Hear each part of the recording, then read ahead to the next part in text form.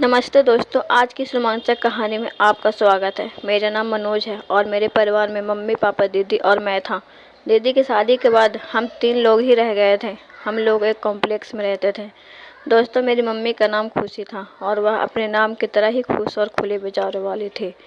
वह बहुत ही समझदार थी और मौक़ों का फ़ायदा उठाना भली भांति जानती थी। अभी कुछ दिन पहले ही हमारी सोसाइटी में नए साल की पार्टी की योजना बन रही थी। हमारी सोसाइटी में कुल 12 बिल्डिंग थी और तब सभी का एक साथ मिलकर जश्न मनाने का फैसला हुआ। पार्टी के दिन मम्मी ने लाल रंग की चमकीली साड़ी और ब्लाउज पहना था। बहुत ही सुंदर लग रही थी।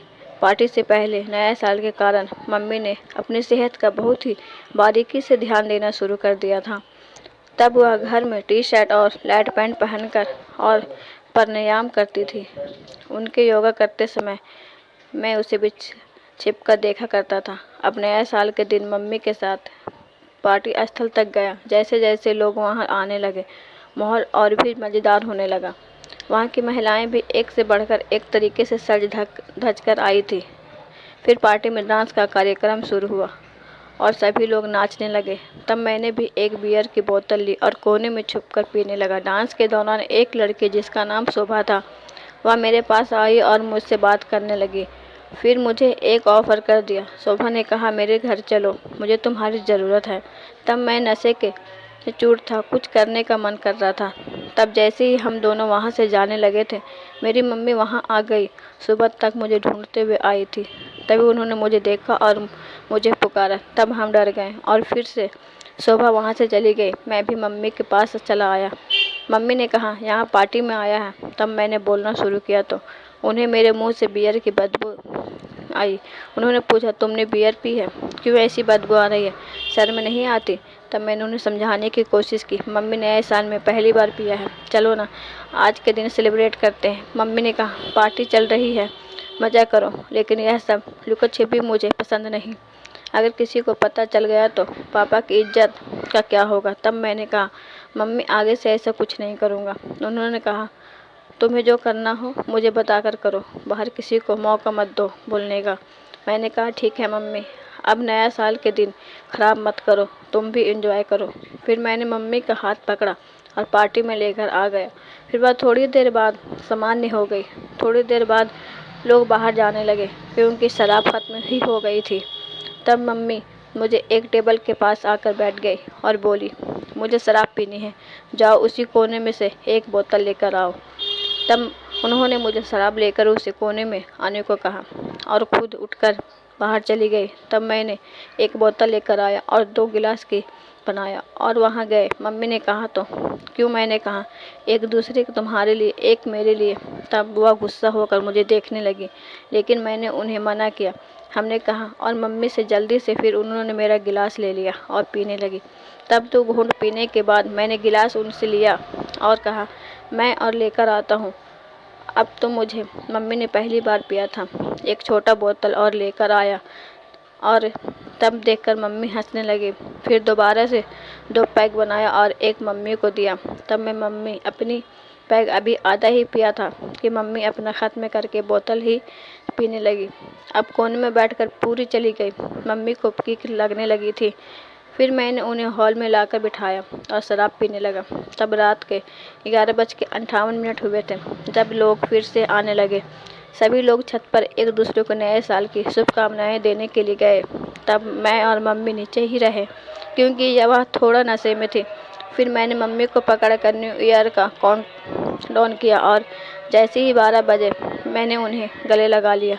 तब मैंने पहली बार ऐसा किया तो मम्मी के गाल से पाउडर और मेकअप की खुशबू आ रही थी। फिर उन्होंने भी मुझे गले लगा लिया और फिर अपने दोनों हाथों से मुझे पकड़कर अपनी बाहों में भर लिया। जब मैं थोड़ा हिल गया था लेकिन फिर शांत हो गया, लेकिन तुरंत से उन्होंने फिर ऐसा किया तो हम कोने में चले गए। अब पार्टी में लोग फिर से नाचने लगे थे। तब मम्मी और पापा उनके साथ नाच रहे थे। मुझे सहन नहीं हो रहा था लेकिन कुछ नहीं कहा। थोड़ी देर बाद पापा ने मुझे मम्मी को घर ले जाने को कहा। तब मैंने मम्मी को ले जाने की कोशिश किया लेकिन मम्मी ने कहा कि वह थोड़ी देर और रुक जाती है। थोड़ी देर बाद जब हम घर पहुंचे तो मम्मी ने कहा कि उन्हें और दारू पीनी है। और फिर मम्मी ने कहा कि मेरा हाथ उनके कमर पर रखो, और इस तरह करके हम धीरे धीरे नाचने लगे। तब मम्मी नशे में थी। इस तरह करके हम धीरे धीरे नाचने लगे। तब मम्मी नशे में थी और मेरे करीब आ रही थी। तब मैं भी धीरे धीरे और आगे बढ़ने लगा और मम्मी से कोई विरोध नहीं किया। जब मैंने और करीब जाकर हाथ फिराए तो मम्मी ने कहा, हौले करो, दर्द हो रहा है। सुनकर मैं और खुश हो गया और धीरे धीरे नाचने लगा। थोड़ी देर बाद हम अलग हो गए और मम्मी सोफे पर बैठ गए। फिर उन्होंने अपने कपड़े उतार कर सोफे पर रख दी और आराम से बैठकर और वह भी मुझे देखती रही। तभी उठकर मेरे पास आई और मुझे कुछ करने को कहा। उन्होंने कहा कि उनका एक हाथ ठीक से काम नहीं कर रहा है और फिर एक हाथ से इधर उधर खुशी देख रही थी। मुझे थोड़ा अजीब सी फीलिंग आने लगी। तब मैंने खुद को सहज करते उनकी मदद किया और तभी अचानक मेरा उनसे छू गया। उसने तुरंत कहा, क्या हो रहा है? अपनी माँ को देखकर तुम्हें ऐसा लग रहा है? मैंने कहा, नहीं, यह अनजाने में हो गया। फिर उन्होंने कहा, तुम्हें शर्म नहीं आती? मैं तुम्हारी माँ हूँ। मैंने माफ़ी मांगते हुए कहा, यह गलती से हो गया। उन्होंने बोला, कहाँ जा रहा है कि तुमने ऐसा किया? मैंने कहा, नहीं मम्मी, ऐसा कुछ नहीं किया। फिर उन्होंने कहा, मैं तुम्हें तब से देख रही हूँ, तुम्हें खुजली हो रही है, इसलिए मैंने खुजाया, लेकिन तुम्हारा ध्यान कहाँ चला गया? तब मैंने दोबारा माफ़ी मांगा और कहा, फिर से नहीं होगा। मैं तुम्हें साफ नहीं कर रही तो थोड़ा गुस्सा हूँ। फिर मैं डर गया। तब फिर उठते हुए कहा, अब कैसा लग रहा है? मैंने कहा, बहुत अच्छा लग रहा। फिर उसने मुझे सोफे पर ढकेल दिया और कहा, अब देखो मुझे कैसा लग रहा है। तब मैंने उन्हें देखकर कहा, तुम बहुत खूबसूरत लग रही हो। मम्मी तब से बोल देते हुए कहा, तुम्हें मॉडल की तरह देखो। फिर मैंने देखा और कहा, यार मम्मी, तुम बहुत खूबसूरत मॉडल लग रही हो। तब उससे फिर से मुझे चढ़ाते हुए कहा, क्या लड़की से भी ज़्यादा खूबसूरत लग रही हूँ? तब मैंने कहा, मम्मी, तुम्हारी तुलना किसी से नहीं हो सकती। तब उसने कहा, तो फिर तुम्हें क्या पसंद है? आया तो मैंने जवाब दिया कि वह मजाक था। मम्मी फिर उसने कहा, छोड़ो यह सब, करो आज की रात को, नया साल को नए तरीके से शुरू करें। तब मैंने उसे उठाया और कहा, क्या तुम तैयार हो? उसने मुझे मारते हुए कहा, अगर मैं तैयार नहीं हुई तो तुम मुझे रात भर ऐसे ही उठाओगे? हाँ, क्यों नहीं। फिर उसने हंसते हुए मेरे गाल को चींटी काटी और कहा, तुम्हें हमेशा जल्दीबाजी होती है। फिर मैंने उठाकर उसे कमरे में ले जाना शुरू कर दिया। तब वह मात्र के 3 मुझे रोकने की कोशिश कर रही थी, लेकिन वास्तव में कोई प्रतिरोध नहीं कर रही थी। फिर उसने लाइट जलाई और बिस्तर के पास खड़ी हो गई। मैंने कहा, बताओ क्या कर रहा है? उससे कहा, यह गलत है। तब मैंने कहा, मेरे लिए तो ठीक है, लेकिन अब क्या सही है क्या नहीं, यह सोचने का वक्त नहीं है। फिर मैंने उसे समझाया, किसी को पता नहीं चलेगा कि हमने क्या किया, यह हमारे बीच ही रहेगा। तब उसने कहा, ठीक, लेकिन मुझे तो पता चलेगा कि फिर मुझे बाद में कैसा लगेगा। अभी तो मज़ा आ रहा है, लेकिन बाद में देखना भी नहीं चाहोगे। हमारे बीच की दोस्ती बहुत कीमती है। तब मैंने कहा, आज अगर हमने कुछ नहीं किया तो सब बदल जाएगा। मुझे तुम सच में बहुत पसंद हो। मैं हमेशा तुम्हारे साथ एक दोस्त के रूप में। तब मैंने कहा, ठीक है, लेकिन याद रखना, आज के बाद कभी कुछ मत उम्मीद करना। मैंने खुशी कहा, ठीक है, मैं जानता हूँ कि मुझे देखा और पूछा, क्या हुआ? मैंने कहा, कुछ नहीं। उसने कहा, तुम्हें ऐसे क्यों खड़े हो? मैंने कहा, अगर तुम्हें नहीं करना हो तो मैं चला जाता हूँ। उसने मेरा हाथ पकड़कर मुझे वापस खींचा और कहा, तुम पागल हो क्या? समझ में नहीं आता। तब मैंने कहा, तुम पहले क्यों आंखें बंद करके लेटी थी? उसने कहा, लाइट मेरी आंखों में पड़ रही थी। फिर मैंने लाइट बंद कर दिया। बिस्तर पर लेटकर दोस्तों, मैंने पहली बार मम्मी के साथ यह सब बातें किया। पार्टी के बाद हम पहली बार अकेले मिले थे। तभी बहुत ही लाइट जलाई और बाथरूम गई और वापस आकर तभी मैंने उसे देखा और कहा, मम्मी, तुम बहुत समझदार लगती हो। उसने कहा, अब तो मैं पतली हो गई हूँ, क्या अब भी पसंद आती हूँ? मैंने कहा, तुम्हें तो मैं कैसे भी पसंद करता हूँ, तुम हमेशा खूबसूरत लगती हो। फिर उसने कहा, तुम्हारे पापा आज नहीं आएंगे, आज रात हम दोनों अकेले हैं, अब दरवाज़ा बंद कर दो और फिर मत बोलना। मैंने कहा, मम्मी, तुम तो बहुत इंटेलिजेंट हो, मुझे लगता है कि तुम पुराने ख्यालों की हो। तब उसने कहा, मैं ऐसा नहीं हूँ, मैं आज़ाद हूँ, जो भी मन में हो वह कर लेती हूँ।